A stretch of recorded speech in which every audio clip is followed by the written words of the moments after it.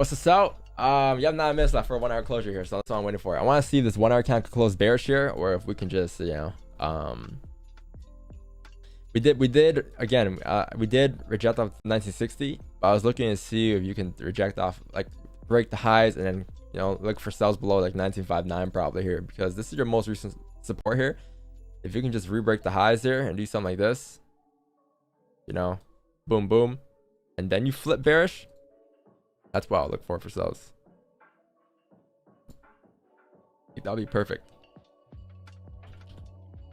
Or you might not do that, to be honest. You might just end up doing something like this, where you close, like if you were to come up, you would close bullish here.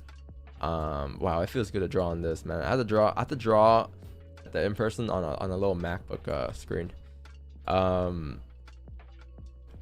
Yeah, if you use something like this, that'd be amazing.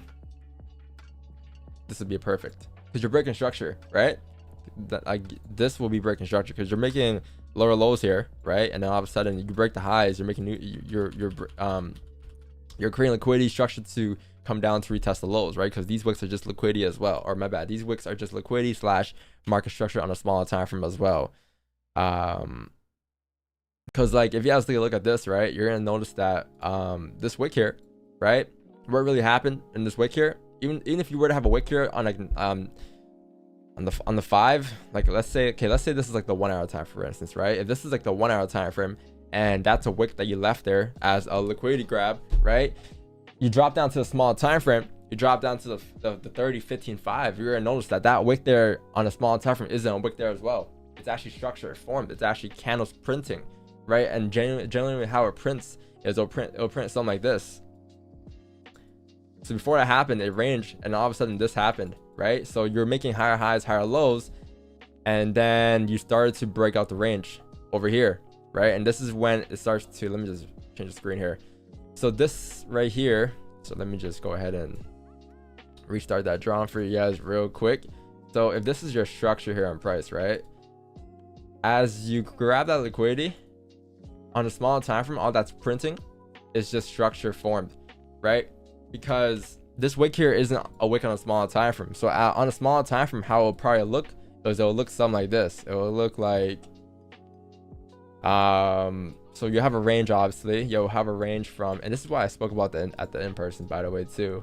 So if you guys are there, you guys know that this is majority of our topic over there. So like in the range here, for instance, right, you'll see something like this. You'll see like a range form, whatever. Cool, right? And all of a sudden you would then have some type of closure above the range, right? That closure above the range on the small time frame would lead up to you closing back into the ranges. So as this forms now, right, that right there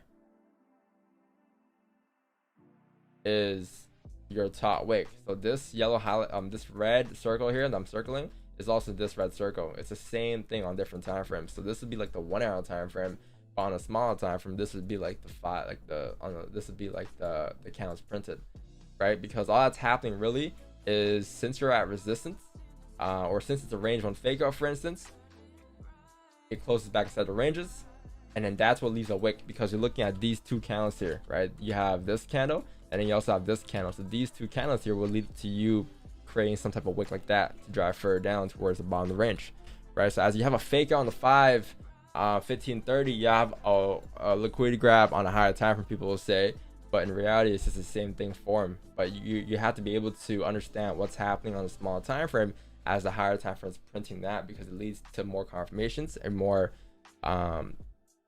confluences as well, right? So we'll get into more of that later, but that's what I'm saying. If you can come up, break the highs at 1961, and then close back below 1959, it's just really structure being formed for to confirm a new lower low and lower high form to continue driving down here towards 1956. Yeah.